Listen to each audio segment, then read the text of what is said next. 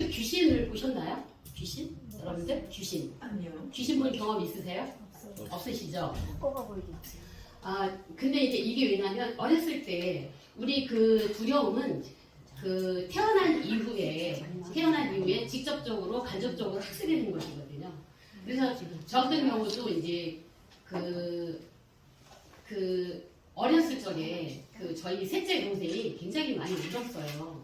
많이 울었는데 그래서 할머니가 항상 쟤는 너무 울어서 바깥에다 내놓으라고 그랬거든요. 내놔라. 그러면 뭐 귀신이 잡아가도록 아니면 경찰이 잡아가도록. 그래서 저는 귀신이 뭔지 모르고 경찰이 모르면서 굉장히 무서워했어요. 예, 무서워했는데 이제 이렇게 자라면서 그 TV에서 옛날에 전설의 고향 나왔었죠. 예, 거기에 보면 귀신이 항상 나오잖아요. 저승 사자. 그래서 귀신이 나오잖아요. 머리가 길고 흰 속옷 입고 하얀 데다가 피자국 입고 이빨이 그냥 이빨이고 그 다음에 이제 그 소리는 또 되게 막 히히한 무서운 소리를 내잖아요. 그래서 그 이미지가 그 TV에서 봤던 그 이미지가 계속 이제 제 그 잠재의식 속에서 각인이 된 거죠. 그래서 지금도 저는 이렇게 이 골목에 두세 사람이 가더라도 가로등이 없어서 저는 무서워해요. 그래서 저는 막 발걸음 되게 재촉하거든요. 빨리 가서 귀신 나올 것 같다. 이러면 저도 무의식 중에 제가 이미 제 잠재의식에 각인되어 있었기 때문에 그 각인된 그 레코드처럼 환경이나 그런 것들이 이제 그런 대상이 그런 것들이 제 그 오감을 통해서 뇌와 제 마음 안에 착각을 일으키면은 그런 두려움이 사실인 것처럼 그냥 자리에 서 있었어요. 그래서 서 있었는데 그때는 그냥 경찰만 봐도 제가 딱히 교통을 일하는 것도 아니고 실수한 것도 없는데 걔네 가슴 설렁하는 거예요. 그게 뭐냐면 옛날에 어렸을 적에 그렇게 어른들로부터 그렇게 그 경찰이 잡아간다 이런 그렇게 무서운 말을 해가지고 그게 각인돼서 오늘날에 제가 성인이 됐을 때까지도 아직도 그런 것들이 각인되어 있어서 제 마음에 안에서 스스로 착각을 일으켜서 현실인 것처럼 사실처럼 느껴지는 거예요. 네, 이것이 두려움입니다. 자, 그리고 그 두려움 중에서 부정적인 두려움 중에서 심리 상담을 가장 많이 하는 것이 발표 불안이라고 해요. 발표 불안. 예, 근데 그 발표 불안은 왜 생기냐면 이것도 마찬가지예요.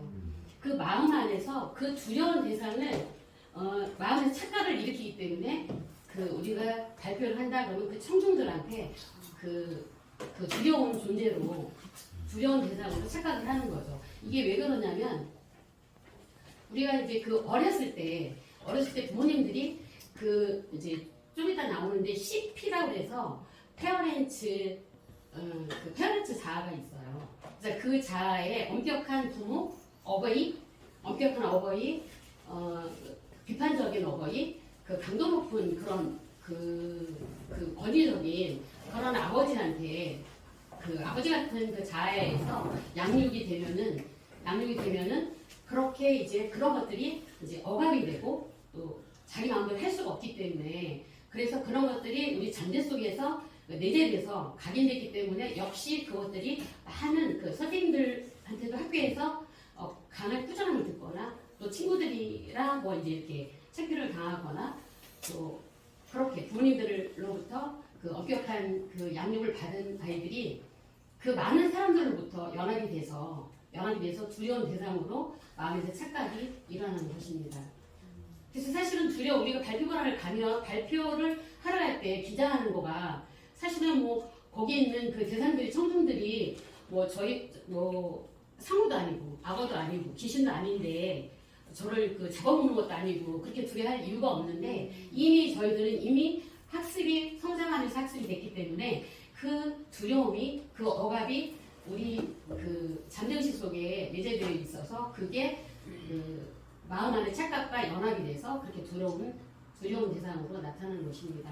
그래서 두려움과 그렇게 이제 그런 자아를 가지신 부모님으로부터 자란 아이들, 학교 친구들에게 창피했던 그런 기억, 또 그 다음에 선생님께서 굉장히 혼났던, 꾸전을 들었던 그런 여러 가지 그렇게 억압됐던 그런 기억들이 이제 우리가 성장하면서 두려움으로 내재되는 것입니다. 근데 이 두려움을 열정을 가지고 열심히 준비하면 불안한 마음이 상환이 되고 걱정적인 감정인데 우리 마음 안에는 딱 의자가 한계가 있어요. 두 가지 감정을 안 줄 수 있는 의자가 있는 게 아니라 마음의 의자는 딱 한 가지가 있기 때문에 이 부정적인 감정의 의자가 그 자리를 앉을 것인지 긍정적인 열정과 사랑, 용기, 원하는 중심의 의자가 앉을 건지 그래서 그거는 본인의 선택입니다. 그러니까 본인이 만약에 계속 두려워, 걱정돼, 어떻게 하지, 염려하고 불안하게 생각하면 불안하고 두려운 것들이 부정적인 감정이 더 커진다는 거예요. 그러니까 두려움이 커지게 되면 열정과 원하는 중심, 긍정적인 정서는 어떻게 될까요? 없어져요. 네? 자, 우리가 이렇게 두렵고 부정적인 정서, 두려움이 커지면 당연히 열정과 원하는 중심이 작겠죠. 그죠? 그래서 그 큰 감정이 작은 감정을 대체시킨다는 것입니다. 그래서 우리가 이 두려움이나 불안, 걱정이 있을 때 열정이나 사랑이나 용기, 원하는 중심으로 우리들이 준비했을 때 그 열정과 사랑이 두려움을 대체시킨다는 얘기예요. 그래서 우리가 그 원하는 중심으로 포커스를 맞추면 이 두려움은 문제없이 해결할 수 있다는 것입니다. Now and here 여기에 힐링하고 있습니다. 자, 두려움을 같이 지금 두려움에 대해서 우리 지금 알아보는 거죠. 그리고 지금 여러분들 누가 가장 소중하죠? 그건 확실하신 것 같네요. 반대 가면은 뭐 남편, 뭐 자식 막 이러는데 그들이 절대로 도전을 하지 않는 거예요. 자, 이것은 어디에서 오냐면요. 이것도 마찬가지예요. 그리고 두려움은 정말 대물림이에요.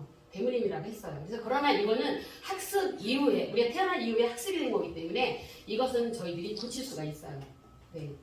그래서 그런데 이 실패에 대한 두려움은 실패한 경험이 많거나 그 다음에 어렸을 때 금기시하는 말 하지 마 하면 안 돼 이런 그런 어버이한테 양육된 아이들 어른들로부터 그런 것들을 많이 듣고 자랐던 사람들이 그런 것들이 마음속에 내재가 돼서 잠재의식에서 각인돼서 이렇게 두려운 거예요. 새로운 일을 접하거나 새로운 환경, 새로운 직업 이런 거를 하려고 그러면 안전지대에서 머물고 싶고 새로운 거를 하고 싶어 하지 않는다는 것입니다. 그래서 이따가 일단은 먼저 실패에 대한 두려움 끝나고요. 거절에 대한 두려움은 다 마친 다음에 나가도록 하겠습니다. 항구에는 이제 배가 묶여 있잖아요. 근데 그 배가 왜 만들어졌을까요? 그냥 뭐 바다의 뷰를 위해서인가요? 아니면 뭐 나갈 길이 있으면 안 돼. 네, 항해해서 배도 이제 목적이 있죠. 그죠?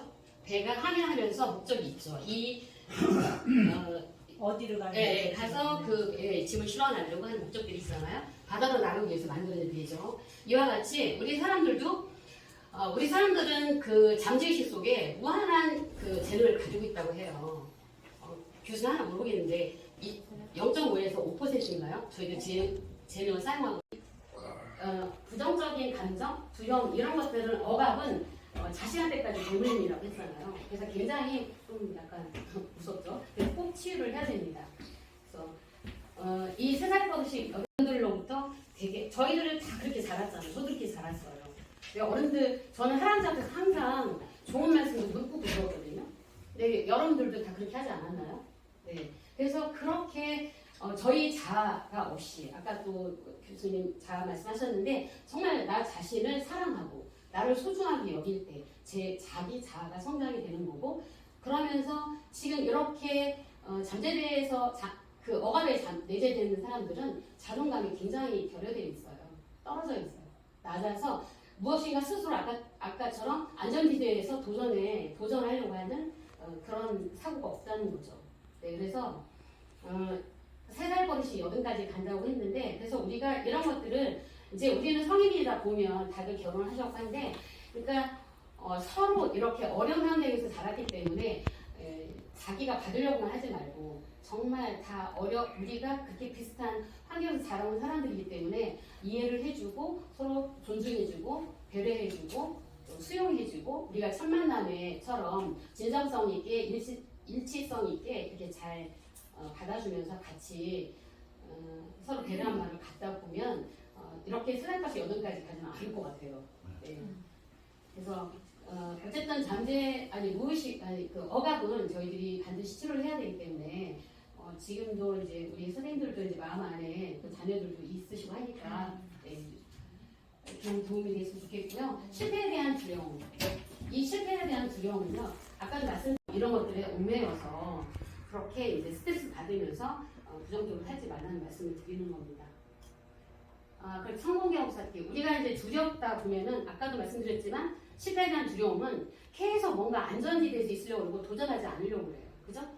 그런데 우리가 조그마한 것부터 성공한 경험을 쌓기 시작하면 자, 예를 들면 뭐 새로운 친구 만나는 게 낯선 사람 만나는 게 부담이 되고 두렵고 새로운 일 하는 게 두렵고 부담되고 뭐 걱정이고 뭐 불안하고 이런 것들을 이렇게 지금 우리 공장에 나오신 선생님들이 이제 이렇게 한번 나오셔가지고 이렇게 오시잖아요.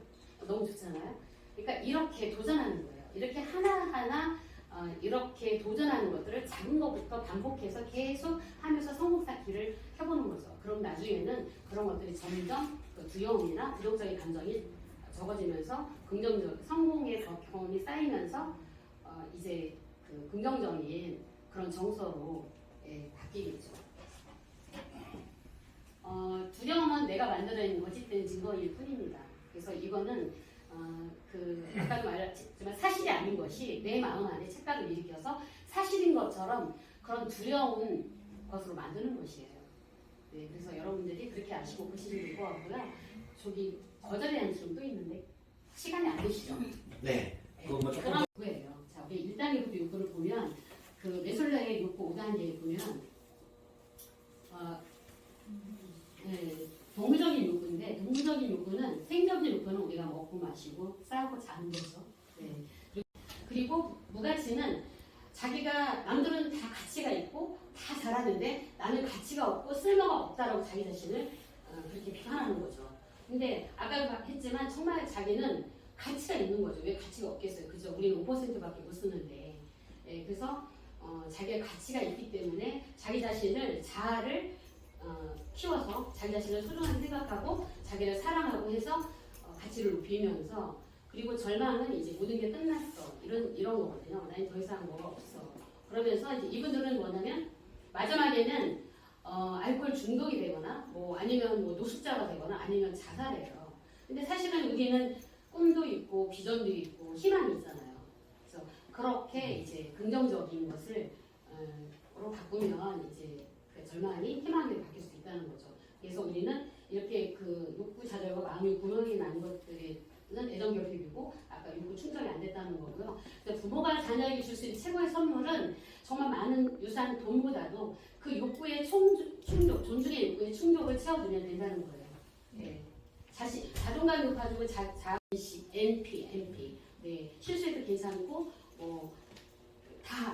자기 편 들어주고 그 다음에 이제 그 따뜻하게 잘할 수 있다고 응원해주고 품어주고 사랑해주고 이렇게 그런 자아가 이제 그렇게 어렸을 때 자란 양육된 그런 사람들은 자기 마음 안에 아까처럼 자기를 괴롭히고 다그치는 그런 자아가 아니라 자기 마음 안에 이 자아가 있는 거예요. 이렇게 따뜻한 자아, 엄마 같은 NC 같은 자아가 있는 거예요.